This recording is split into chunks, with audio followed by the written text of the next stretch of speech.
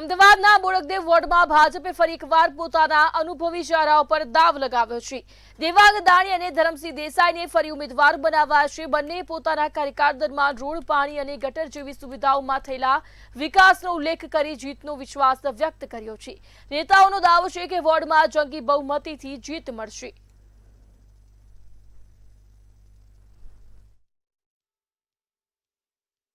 આજે અમારા ભારતીય જનતા પાર્ટીના ઉમેદવાર સૌ મારા મિત્રો સગા વાલા બધાએ અમે ગામમાં ફરી અને અમારા ઘરે આવ્યા એ બદલ ખૂબ ખૂબ આભાર અને ખૂબ જંગી મતથી જીતશે અમારી આ બહેનો।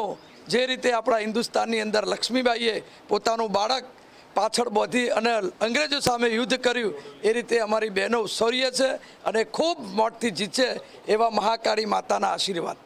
સ્થાનિક સ્વરાજ્યની ચૂંટણીને આડે હવે ગણતરીના દિવસો બાકી છે ત્યારે રાજકીય પક્ષો જે પ્રચાર પ્રસાર છે તે કરી રહ્યા છે। બોડકદેવ વોર્ડમાં પણ હાલ જે પ્રચાર પ્રસાર છે તે ચાલી રહ્યો છે। જે ઉમેદવારો છે ભાજપના તેમના દ્વારા જે ડોર ટુ ડોર પ્રચાર છે તે કરવામાં આવી રહ્યો છે। ફરી એક વખત જે નવી વિકાસની વાતો છે તે મતદારોને કરવામાં આવી રહી છે। દેવાંગભાઈ, વધુ એક વખત તમારી પસંદગી, આ વખતે કયા વિકાસના નવા વાયદા? આદરણીય દેશના વડાપ્રધાન નરેન્દ્રભાઈ મોદીના શાસનની અંદર વિકાસની રાજનીતિને આધારે ભારતીય જનતા પાર્ટી આગળ વધી રહી છે। દેશના વડાપ્રધાન શ્રી મોદી સાહેબ, દેશના ગૃહ અને સહકાર મંત્રી અમિતભાઈ શાહ સાહેબ અને રાજ્યના માન્ય મુખ્યમંત્રી ભૂપેન્દ્રભાઈ પટેલના નેતૃત્વમાં અમદાવાદ શહેરે વૈશ્વિક કક્ષાએ જે આગવી ઓળખ કરી છે અને આગામી કોમનવેલ્થ ગેમ 2030ની અંદર અમદાવાદને આંગણે રમાવા જઈ રહેલો છે। અમદાવાદ એક સ્પોર્ટ્સ સિટી તરીકે ઉભરી રહ્યું છે।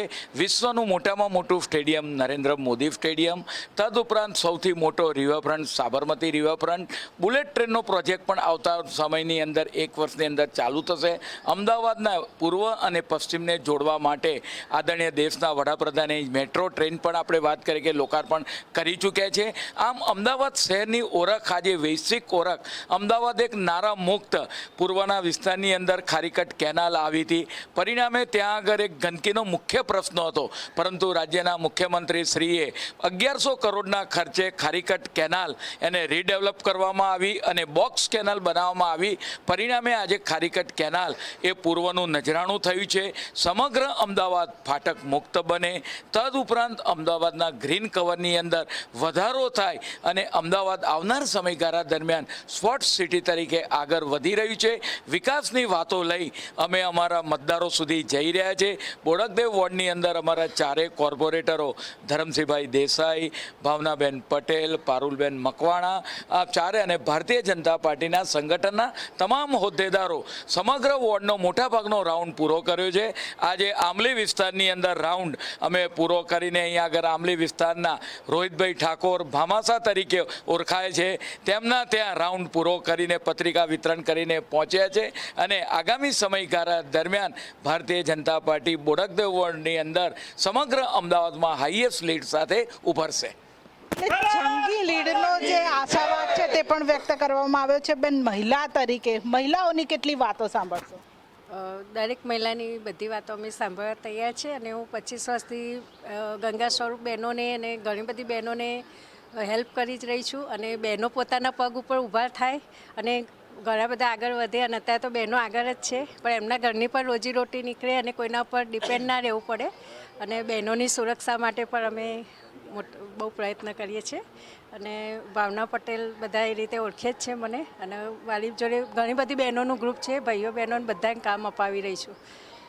એટલે દરેક જે મહિલાઓ છે તેમની વાતો સાંભળવામાં આવશે, તેમના જે પણ કામ હશે તે પણ કરવામાં આવશે। ધરમસિંહભાઈ, તમને પણ ફરી વખત રિપીટ કરવામાં આવ્યા છે, આ વખતે કયા કયા નવા વાયદા તમે આપો છો, લોકોના કયા કામ કરશો? મને રિપીટ નહીં, પણ હું આ પ્રથમ વખત ઇલેક્શન લડું છું। આના પહેલાં સ્ટેન્ડિંગ એએમટીએસમાં ચેરમેન તરીકેની જવાબદારી હતી અને માન્ય દેવાંગભાઈ અમારા સ્ટેન્ડિંગ કમિટી ચેરમેન રહી ચૂક્યા છે। આ 3જી ટર્મ છે, એટલે વરિષ્ઠ છે એમની સાથે રહી અને વિકાસના કામો કરીશું। જે એમણે કીધું એ પ્રમાણે અત્યારે હાલ આંબલી ગામના અંદર અમે આવ્યા છે।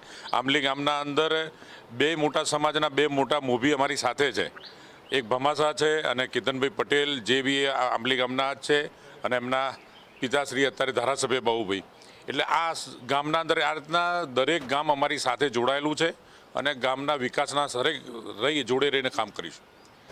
અત્યારે અનેક વખત લોકોની એવી પણ ફરિયાદ હોય છે કે જ્યારે ચૂંટાઈ જાય ઉમેદવારો પછી આવતા નથી. આવું આ વિસ્તારમાં ક્યાંય બન્યું છે? ના, આ વિસ્તારમાં તો કેવું છે કે દરેક પરિવાર સાથે અમે જોડાયેલા છીએ, એટલે ગામ ને વિસ્તાર નહીં, અમે પરિવાર સાથે જોડાયેલા છીએ. એટલે આ વિસ્તારમાં ક્યારેય એવો પ્રશ્ન ક્યારેય ઊભો નથી થયો. આના અગાઉના અંદર બી જે અમારા કોર્પોરેટર હતા એ અમે ઝોન પ્રમાણે હતું, જેમ કે મેમનગર ગામના અંદર તો કાંતિ કાકા સંભાળતા હતા, વસ્ત્રાપુર દિવાંગભાઈ સંભાળતા હતા, અને બોડકદેવના દીપ્તિબેન હતા, અને અહીંયાના લોકલ વાસંતીબેન હતા એ અહીંયા સંભાળતા. એટલે ક્યારેય એવા કોઈ પ્રશ્નો ઊભા થયા નથી. એટલે ઉમેદવારોના કામ કરવામાં આવશે, સાથે સાથે જીતનો જે આશાવાદ છે તે પણ વ્યક્ત કરવામાં આવ્યો છે.